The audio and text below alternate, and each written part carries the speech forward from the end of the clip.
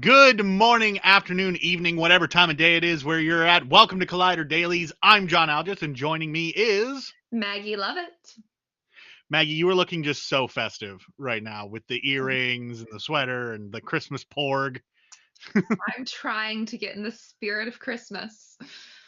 Well, today is a great day to be in the Christmas spirit because we are actually going to be talking about holiday movies. But first, we have a little bit of news that we should at least get out of the way, and that is some Superman Legacy information that we were able to dig up. Uh, First of all, let me actually just pull it up. I had it pulled up and then my phone crashed. Yes. So, filming for Superman Legacy will start next year in March, which will properly kick off the production on that film. And we have a little bit of a log line, so we have kind of a basic idea of what the plot kind of sort of Maybe is at least is. going to start off as. A log line doesn't give you the entire thing, so like don't think that this is going to spoil the whole thing. But basically, the log line is Superman, a reporter in Metropolis, embarks on a journey to reconcile his Kryptonian heritage with his human upbringing as Clark Kent. So very much sounds like an origin story kind of thing. Maggie, when you hear that log line, do you think that this is going to be a more down to earth Superman, or should we expect some bombastic action? God, I How do hope you feel? so. I hope so. I have found the best Superman portrayals have been the ones where it's more about Clark Kent than it is about Superman. Smallville and the Terry Hatcher Lois, Superman and Superman and Lois, Lois, yeah, Superman and Lois was like the two that I grew up watching and like really or loved. And Lois and those Clark? That was the Lois Terry and Hatcher Clark, one. yeah, there you go. The voice Yeah, of yeah, God yeah. has Thanks, voice jumped of in. God. I Superman and Lois is the Yes, is the Hoagland, how do yes. you say his last name? Uh, Yes, which was good too.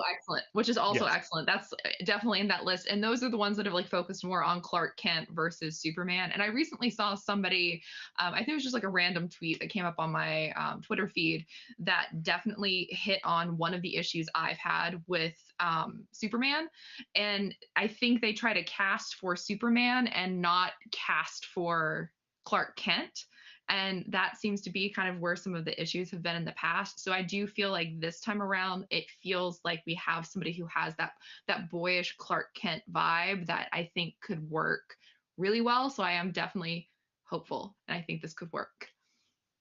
My one thing with hearing that log line is it kind of leads me to believe what I've sort of assumed since we got the casting information is that because we know that Guy Gardner and a few other characters, including like Hawk Girl, are going to be in this film. I feel like with a log line like that, it would probably be safe to assume that they're going to be only like small appearances. Maybe at the end would be my assumption because it sounds Yeah. like this is going to be much more character focused, and suddenly bringing in half of the Justice League basically is going to be maybe a little bit too much for a smaller film. But Yeah. which is a little bit of a bummer because I was kind of excited to see Nathan Fillion as my favorite Green Lantern because yeah, Guy Gardner is my favorite Green Lantern, which weirds people out when I tell them that. But But also, we have no idea how accurate like this log line is. Very much just a preliminary thing, early draft kind of vibes to it. And James Gunn did tweet out or thread out something earlier today that like it's mostly accurate, but not maybe the exact log line that will be tagged onto the movie when it's actually getting ready to come out. So there is that to consider. So it could be a fake out. it's true. That does often happen in Hollywood, but we got to go with what we've got. That being said, just in general with Superman Legacy, are you excited by the prospect of getting a new Superman, getting a new take on it? Because I know that there are a lot of fans who are exceptionally disappointed that we're not going to get any more Henry Cavill, which I feel you there to a certain degree. Um, but a fresh start, as it were. Are you excited for that? I mean, yeah. I mean, right at the top of this, we listed out all of the people who have been Superman in like the last 30 years. So it's not really shocking, surprising, uncommon that we're getting another kind of like rebooted Superman story. And I have perhaps too much hope and faith in James Gunn that he's going to do a good job because I do like pretty much everything Gunn has done. Well, that rhymed. Um, so I'm hopeful. I mean, I'm always going to be sad about the death of the DCEU, like given the fact that I am technically part of that universe. Um, The just star of Wonder Woman 1984 is upset about the death of DCEU. yeah. So Have like we finally decided? Is that what we're gonna call it? Is the that what is that when we refer to what was before? Do we call it the DCEU? Because I know that a lot of people were like, "That's not what it's called." Blah blah blah, and I'm like, I'm "But never calling it the Snyderverse, so which is yeah, what that's other fair." people say. So it is indeed the DCEU. It is the extended universe. It And works. is this new one? Are we gonna call it the DCU? Is that what we've sort of Yeah, settled it's the upon? DC universe now, so it's the DCU. So no E. We've removed the E from this. That's not gonna be confusing at all. No, no, it's got kind of a BCE vibe to it. So before current events. So yeah, I mean, I'm hopeful. I'm excited. I like Superman movies. I like Superman stories. I think the casting seems really great. I'm extremely excited about Rachel Brosnahan. I love her to death. I think she's going to be a tremendous Lois Lane. And as somebody who has very much fashioned herself after Lois Lane in her professional career, I'm excited. What? I didn't pick up upon that at all. I'm sure I'm half Karen Page, half Lois Lane. I don't see the Karen Page as much, but Oh, you haven't seen my Halloween costume from when I dressed up like Karen Page, and it was a no, I whole have thing. not. I'll show you after the show. Okay. Uh yeah, I think that Superman is one of those characters that I've always been a little iffy on personally. He's just not as interesting to me as some other DC heroes. I always thought that the best Superman stories were the ones where Superman is evil, but I know that Mm, that's one of those takes that people on the internet actually get angry about these days when you bring it up. yeah. Uh, I always, honestly, I think the best Superman is Supergirl. Just a Oh, more interesting. interesting character to me because her actually dealing with the trauma of, she remembers Krypton. Superman doesn't. That Yeah. to me alone is enough to make her like a little bit more of an interesting character to me. But Superman is, of course, he is an icon. He is a symbol for hope. Uh, so and he is a very jolly fellow.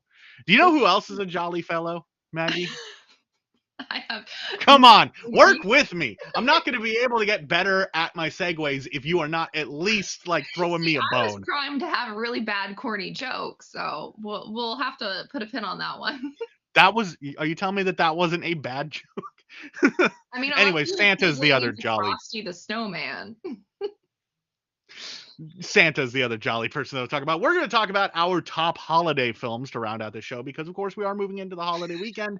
We are going to be, celebrating Christmas and all that stuff coming up on Monday, and then I believe Kwanzaa starts on Tuesday, or is Tuesday, I believe. I used to know all the dates for all the like winter holidays for like different cultures and stuff, but I'm completely spacing on them now. But anyways, we do have holiday movies. We're going to be talking about our top 3. Maggie, how about you start us off? What is the first one that you want to talk about? Okay, so I jokingly teased it at the start of the episode, but one of my favorite Christmas movies came out in 2015, and it is called The Spirit of Christmas. It is a Hallmark-ish movie. It's not a Hallmark movie, about this girl who falls in love with a ghost, who's played by Thomas Bedouin, who is a beautiful man, and it is just a really beautiful like love story, and it's got some historical drama to it, and it just makes me cry every time I watch it, and I watch at least twice every like holiday season, and a bunch of my friends also love it, and I always get like a kick out of seeing them like it feels like conversion, like we're converting people into loving this movie, and it's just very much like the perfect movie for like romance book girlies, and it's just I love it to death. It's really good. I highly recommend it. I believe it is currently streaming on Prime Video, so if you are interested in that brief pitch that I gave of it, it's definitely worth your time this holiday season. I've Maybe not never you, even John. heard of it. I was gonna say probably not to you, John, but other people watching might be What interested. what are you trying to say? What are you trying to say, Maggie? I feel like you're more of like the Die Hard as a Christmas movie type. Okay, here's the thing. I do argue that it is a Christmas movie. I don't I care knew what it. Bruce Willis has to say. I wasn't even going to bring it up. Okay. I like actively was like, I'm not going to say Die Hard because that is a cop out answer. Because while I do believe it is a Christmas movie, it is not Christmassy Mm. enough for this discussion, I feel. So my number one choice, or the first one I'm going to talk about, it's not actually my number one, but the first one I'm going to talk about is Krampus. Of course, a holiday horror movie. It's a horror movie. Kind of a bit of a horror comedy sort of vibes. It's one of those things that, like, I love this exploration of the different cultural ideas around Christmas and sort of a lot of like the old traditional stuff. And Krampus is very much from that, is from the old traditions for Christmas. Nowadays, we have a very commercialized, Santa Claus and everything like that. But going back to when Christmas used to be terrifying and it was meant to scare children into being good all year round, you have something like Krampus coming out of that, which is just an entertaining good time. Absolutely stacked cast. I love the effects of like the Krampus actually like capturing and eating all these people. It's just, and the ending I think just is the cherry on top for me. So Krampus would be one that I don't recommend it to everybody, obviously, because like you shouldn't be watching it with your children, Christmas Eve or anything like that. But maybe after they go to bed, you throw on Krampus and you have a good time. I love that for you. I have had nothing but TikTok videos of where they still celebrate with Krampus in Europe. The videos of people being chased around their small towns by people dressed up like Krampus that are whipping them, which I just think is like just wild. Uh, Okay, maybe don't do the whipping thing. it's more like But whipping at, not whipping them, but like you do okay. sometimes catch a stray. But I think it's hilarious. And a lot of people in the comments were like, when I was a child, I would just go up and hug Krampus. And I was like, that's my kind of child right there. You would be the person hugging the 100%. horrible Christmas monster. Oh, 100%. 100%. Speaking of horrifying things, my second favorite Christmas movie that I rewatch every year is The Nightmare Before Christmas, which I also watch at Halloween because it's one of those beautiful dual movies. It I can see. I go. was gonna I was gonna ask what your opinion on that, like where it fell. Is it a Halloween or is it a Christmas It's movie? both. Which one do you think it is more of? I think it's squarely both, because Hmm. obviously they're in a Halloween town, and then they are celebrating Christmas, and you have Sandy Claus, and just everything about it is both holidays. And as somebody who loves Halloween and would like Halloween to just actually extend throughout like the last 3 months of the year, it kind of continues to carry that spirit into the Christmas season for me. I'm a sucker for that. I love it so much. The Halloween Town level of Kingdom Hearts was always my favorite level to play in, because I just love that universe and it like made me feel like I was in that universe. So that's my favorite. And You also, do get the um, go ahead. you do get the coolest looking Keyblade from Halloween Town You in the do. It's first the game. best. I actually have Yeah, the Halloween Town Sora sitting on my bookshelf over here. with the weird like pumpkin With the covering pumpkin half of on his his head, face. yeah, Yeah, best Sora. But even Disney believes it's both because they have Jack and Sally out for Halloween, and then they bring Jack and Sally out for Christmas as well, and they're dressed up in Christmas costumes. So it's a two-way for that one.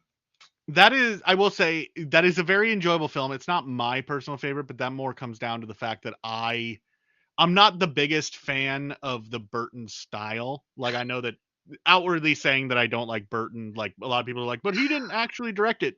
It's true, but I just don't like, I don't vibe with that style, that weird like 90s goth kid style. So the movie's just not for me personally. I am Uh being mortally wounded. I know it Line seems like and it body. seems more and more like the more and more we discuss our opinions on things, the harder time we have being friends, Maggie. It's a struggle. Well, I'm Can you sorry. redeem I try. yourself with your second Christmas movie? I will say that this is one that if you don't like this, we definitely can't be friends. Or if you at least don't Oh, respect it, we definitely can't be friends. And that is the original animated How the Grinch Stole Christmas. It's less of a film and more of a short. I think it's only about like 20 something minutes. I want to say it's like 28 minutes or something like that. But it's something that I have such a nostalgic connection to, mostly the music more than anything, especially that, you're a mean one, Mr. Grinch, like that is just like seared into my memory so heavily. um you I really are a heel. oh, I sang a little bit, so now you got to sing a little bit to like even this out here. Yeah, yeah, yeah. uh it is something that I hold so deeply, so close to my heart. It's not necessarily like the best thing in the world. It's, it's Dr. Seuss, so it's exactly what you expect from a Dr. Seuss story. But it just it gives me the warm and fuzzies every single time that I think about it, and every year I try to find time to throw it on at least once, just to get through it, and let my inner child out a little bit, as it were. The other adaptations of the story, the one with Jim Carrey, the one voiced by, I believe it was Benedict Cumberbatch, voiced a Grinch, Yeah. right? Yeah. Those were fine. Voice of God over here is trying to chime in. Uh, yeah, I would. They were fine. They just weren't nearly as good as the original cartoon, which sticks a lot more rigidly to the book, which normally I don't care about, but in this case I do care about. But Maggie, how about you? Give me My your my last third. pick. Okay, my third is a new movie that came out this year that is one of my favorite movies of the season, and definitely a movie that I believe will be an instant rewatch every holiday season. And in fact, it is coming to Peacock on December 29th. So if you didn't catch it in theaters, you'll be able to watch it in theaters. And that is none other than The Holdovers, which is just a phenomenal movie, and it so perfectly encapsulates this sense of the holiday season, since it's set from like Christmas to New Year's and that kind of like weird liminal period. And it feels like a warm hug. That's like the only way that I can describe it. Like, I have not seen a movie in a really long time that feels like a movie I've already seen, because it's so, like, the nostalgia is baked into it. It feels like something you're like revisiting, something you've already formed an attachment to, and that's just so rare in the cinematic landscape that we've been in for like the last, God, I'd say 20 years, of the style of movies that we've been getting. And I just absolutely adored it. And I can't wait for more people to see it, because it did very much have a more limited run than I think it should have had. So I'm glad that it is coming to streaming. Unfortunately, I don't think a lot of people have Peacock. So get that trial for it and watch it. You'll have 7 days to watch stuff on Peacock. But I highly recommend it. Get it on DVD, get it on Blu-ray, VOD, all of that fun stuff, because I think it's just a perfect holiday movie. I have heard nothing but good things about it. It's I excellent. didn't get a chance to actually see it yet, so maybe that's one of those things where I will check it out on Peacock.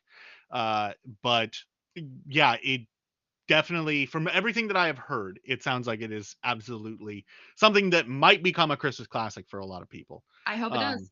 we'll just have to. I feel like it might be a like case by case basis if it's a Christmas classic for people, but you know, it just is what it is. Before we get to my final one, I want to address a couple of comments here. Let's see. Uh, the T Money 35 says the original Santa Claus, Santa and Pete, Joy Noel, and Twice Upon a Joy Time are Noel is generational amazing. recommendations. What? Joy Noel is amazing. That is one of my rewatches too. So excellent choice. That was originally going to be my number three, but then I saw that The Holdovers was coming out this week, and I was like, I need to push people to watch this. But yes, Joy Noel, chef's kiss. See, I will say the original Santa Claus actually almost made my list. Although I think that I might be one of those weirdos who likes the Santa Claus 2 a little bit better than the original Santa Claus. All I know I'm about a sucker Santa for Claus movies is Bernard the elf. I'm a sucker for romance, and that's what the second film is. Um, Mike Joyce says Die Hard, The Lion in Winter, and The Apartment are my favorite Christmas movies. Those are some solid choices. Again, I didn't want to necessarily bring up Die Hard. Die Hard is something that I do watch every year around this time. Uh, Another film that I don't. It's not a holiday, or I guess it's films that they're not Christmas movies, and I will never argue that they are Christmas movies. But for me, they are always Christmas time watches. Are the Lord of the Rings trilogy?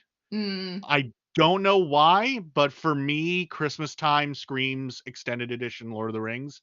Maybe it's a coziness thing. yes, voice Yeah, of God. yes, the voice of God. Maybe it's the elves. I'm just like elves equal Christmas. Let's go. Apparently, I've been told by people that I'm not alone in that, because when I brought that up a few times in the past, a couple of people have said, "Yeah, no, that's a Christmas time. That's a Christmas time watch." I So mean, maybe it's Technically, yes. He is one of the wizards. Oh yeah. Uh, At first I was like, are you talking about Tom Bombadil? I was like, he's no, kind Tom Bombadil is just God. That's like of. Wait, should that's we start calling Adam Tom Bombadil? He is our Bombadil. He just shows up when we need him. he'll but he only shows up when we sing the song.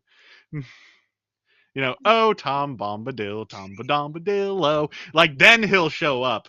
I need to play a pan flute.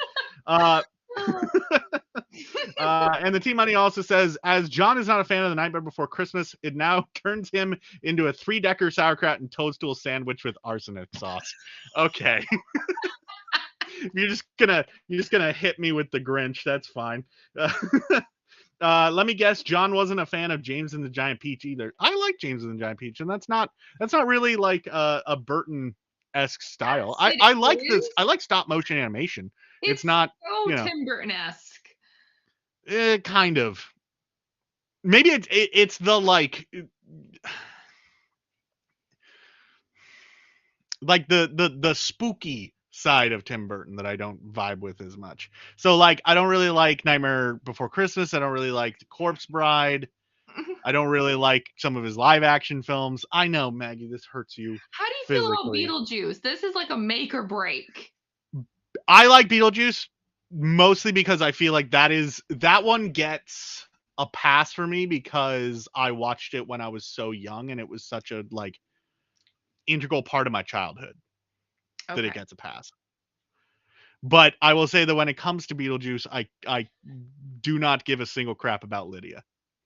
Her character in particular is the most Burton-esque character in the entire Bombadil, thing. can we wrap this up? I'm sorry, it just is what it is. I am excited for the sequel though. I am curious to see how Jenna Ortega is gonna do in that. Oh yeah, So my we final be, doing trial runs for a new co-host for me in the new year. Maggie, you like me. Admit it. We're friends. Yes, we're friends. Friends are allowed to have differing opinions on Not things. about Lydia. I'm sorry. Like I'm far more interested in the dead couple than anything to do with the poor that's goth girl. understandable. But Lydia is excellent. She's fine. I don't dislike her. I just don't care. Anyways, my final movie. Maggie, I don't know if this necessarily applies to you. Do you have an adaptation of A Christmas Carol?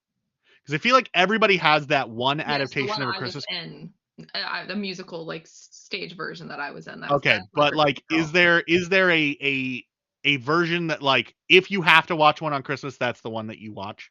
The one with Kelsey Grammer, which is the same version as the one that goes around for community theaters to do. It's that same version with abundance and charity and all of that. That's my fair. Christmas Carol. Because I believe that everybody has their Christmas Carol adaptation, and is like everyone believes like this is their favorite. This is the one that they're like, this is the best one. For me, it is A Muppet Christmas Carol. I knew it. I knew it. I could sense it about you. Is that a good thing or a bad thing? About you. Yeah, I mean, I puppeted. Of course, I like the Muppets.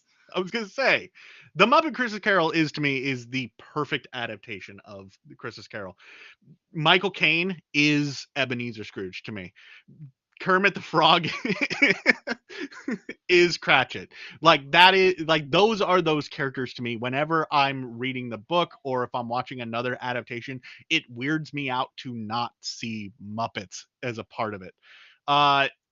To me, this is the Christmas movie that I watch.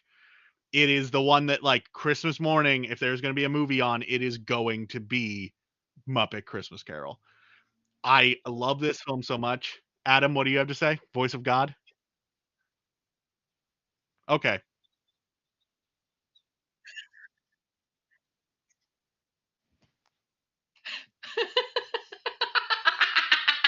So? Wait, is that accurate? We got him, Adam. That's a wrap. I was going to say, I didn't think that was accurate. I liked how John had a momentary panic. It was beautiful. you know that like someone's statement on like an opinion on a movie make or like a filmmaker or something doesn't mean that like every single thing that that person has touched is a no-fly zone. Wow, your silence speaks volumes. I Oh, don't I don't know how I feel about the fact that like my opinions are not like valid apparently to any of you. they're valid for you. But Wow. no, yes, The Muppet Christmas Carol is, in my opinion, the perfect Christmas movie. It is one that it just fills me with joy every single time to see it.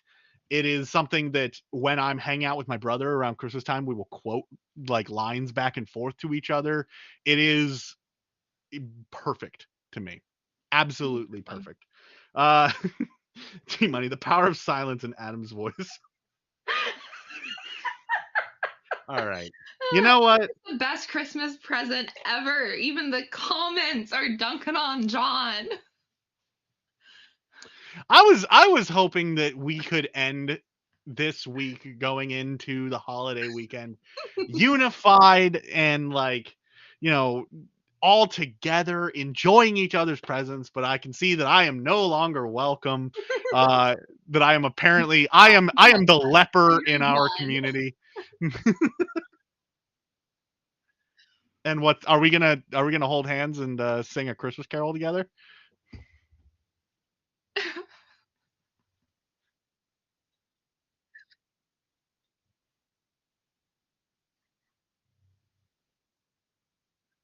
The whole gang.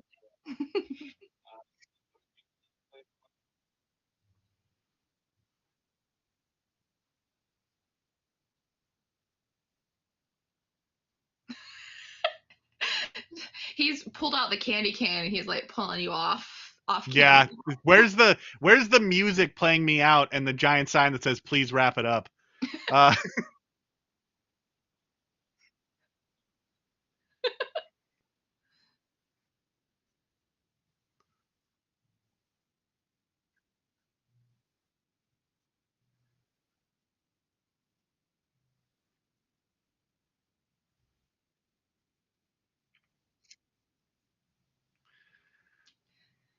okay.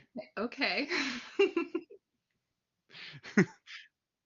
All right, let's do the proper outro first, and then we'll roll that as we're rolling out. Okay. Uh, yes, as the voice of God over here said, we do have a White Elephant episode of Dailies going up on Monday. It's going to be at the usual time, so go ahead and check that out.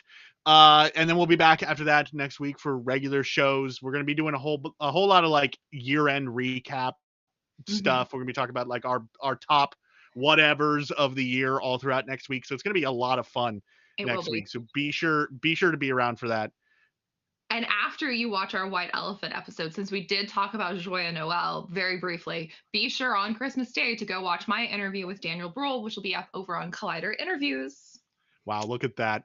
She's just the goat at promoting. So much better. I don't know when anything's going up, so I couldn't have done that. But anyways, I guess we're gonna be playing ourselves out with a cacophony of Christmas tunes because I doubt that any of us are gonna sing the same song.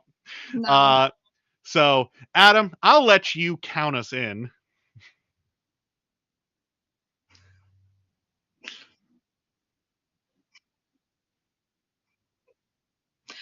Grandma got ran over by a reindeer Charity. walking home from our house Christmas Good enough, Eve.